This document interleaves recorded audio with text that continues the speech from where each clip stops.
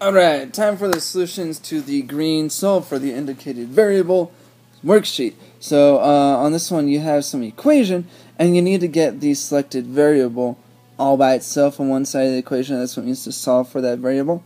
So if you look at this first one, we're trying to get a all by itself because it says solve for a. Oh, this subtract I here is in the way from getting a all by itself. So let's add I to both sides. Add I. And on the left side, you're going to just p plus I. That's an I. And on the right side, you have a. So you have now solved for a. Just a equals p plus I.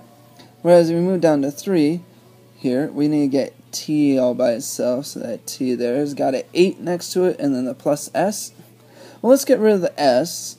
Like, imagine this was like plus 3. You're just going to subtract s from both sides like you would if it was plus 3. And in that case, you would subtract 3. And on the left side, you're going to get 8, if I can write 8t. And on the right side, you have c minus s. Well, now we just need to get rid of that 8 that's in front of the t. So you just take your 8 and divide both sides by 8, just like if that t was an x instead. And you're going to have t equals c minus s over 8. Just like that. Okay, you're going to treat it just like they're normal numbers, but you don't actually have to calculate things. It actually makes it pretty nice. On 5, you need to solve for w, so that w is right there. It's got that 2 and the 2l in the way from being alone. Well, let's get rid of the plus 2l by subtracting 2l from both sides. And so on the left side now, we're looking at p minus 2l. Well, you can't combine those, by the way. You can't actually do the calculation with it, and so just let it be. Just let it be 2l, p minus 2l. And on the right side, we have 2w still.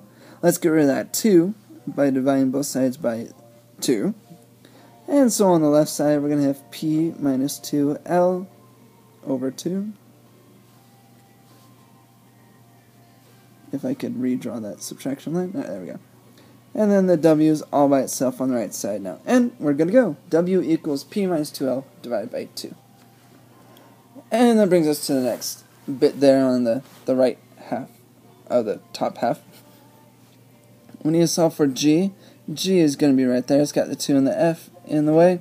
So we're just going to subtract f, not s, f from both sides to get t minus f equals 2g.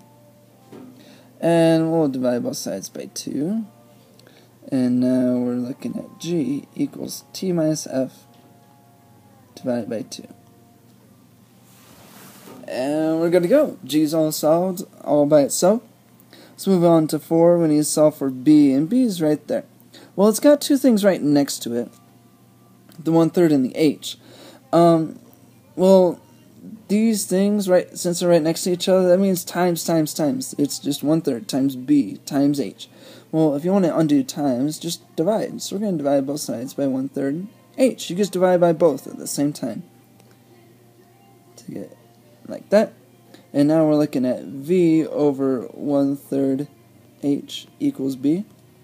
Well, having a fraction inside of a fraction is kind of it doesn't look very good. It looks rather complicated. But if you have a fraction on the bottom, all you have to do to get it up top is flip it upside down. And then you times it by that number that's up there. Or you just flip it upside down and you can times by the entire fraction there, v over h. So let's do that, and we'll put b on the left side too while we're at it. 1 over 3 upside down is just 3 over 1, which is the same thing as 3. And so that's going to give us 3 times v, or 3v, and h is going to be on bottom. So 3v over h. And that brings us to 6. We need to solve for h. H is right there. It's got these other things in front of it. Just treat it like it's a number. Well, if you want to get that h all by itself, just divide by what's in front. And what you do to one side, make sure you do the other. So divide both sides by 2 pi r. And on the right side, you're going to have h. And on the left side, you're looking at l divided by 2 pi r. And you're good to go. Moving down to the next section here, 7, 9, and 11. We'll deal with these later. On 7, if you want to solve for L is going to be right there. It's got the plus B and the pi r in front of it. I think it's pi r, or it's an n. We're going to say it's pi r. We'll get rid of the add part, just like you did if this was like 2x plus 3. We'll want to subtract the b part from both sides.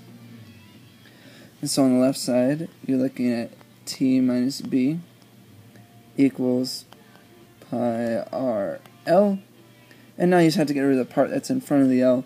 So divide both sides by pi r, and you're looking at l equals t minus b over pi r. And you're good to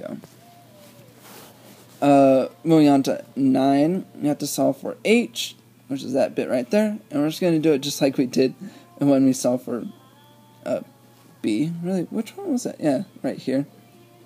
Just like when we solved for that, we're going to divide by the part that's not h, which is 1/2 b. So we're going to divide both sides by 1/2 b. What you do to one side, do the other. And a over 1/2 b is going to transform. If you take that, flip it upside down, times it through, you're going to have 2 over 1 times a over b, which, when you calculate that out, you're just going to get 2a over b. And then on the right side, we just have that h piece that hasn't been touched since we got working.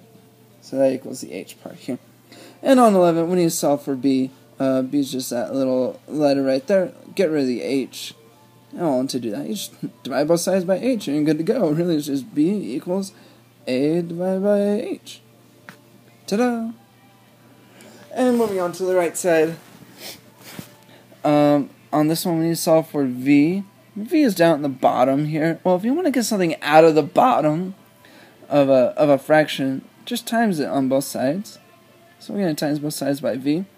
That'll give us vd equals m. And now we need to get the v part all by itself. So we're going to divide by that d, which is keeping it from being by itself. And we'll get v equals m over d. If I can actually write well. Just like that. And notice how we really just like exchange the places of those guys. That's kind of for future reference. Just so you know, you can just switch places if something's on the bottom and over here. We just have a whole number there, okay? And that's fine. And moving on to 10, when you solve for b, well, b is right there. And we just have a plus a and plus c part. Well, if you just subtract a and subtract c from both sides, and simplify that, you're looking at p minus a minus c. And on the right side, there's just b. No more a, no more c, and we're good to go.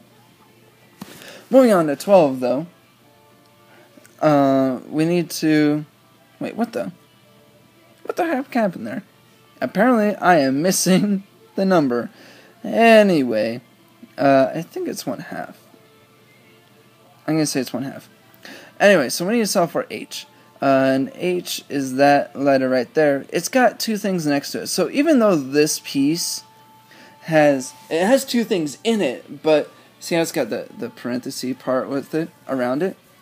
Well, the parentheses makes this chunk actually just one item. And so if we want to get h all by itself, we need to divide by the piece in front and the piece after, and then be good to go. So we'll just divide both sides by 1/2 times b1 plus b2. Divide by 1/2 b1 plus b2. And if you have a fraction down underneath, flip it upside down, times it up. 1/2 flipped is just 2 over 1 or 2.